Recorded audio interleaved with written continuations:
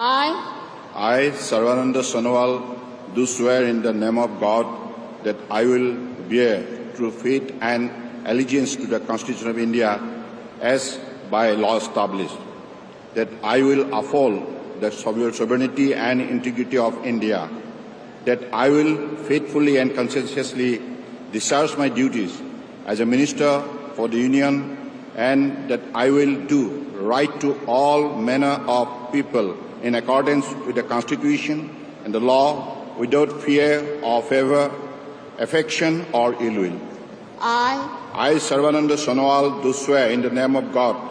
that I will not directly or indirectly communicate or reveal to any persons any matter which shall be brought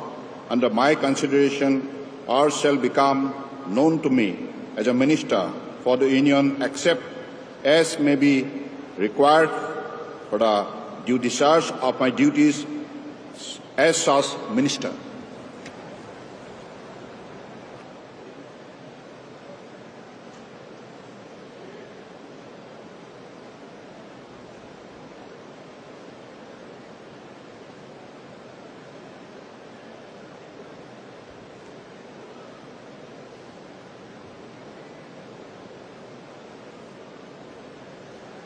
Congratulations.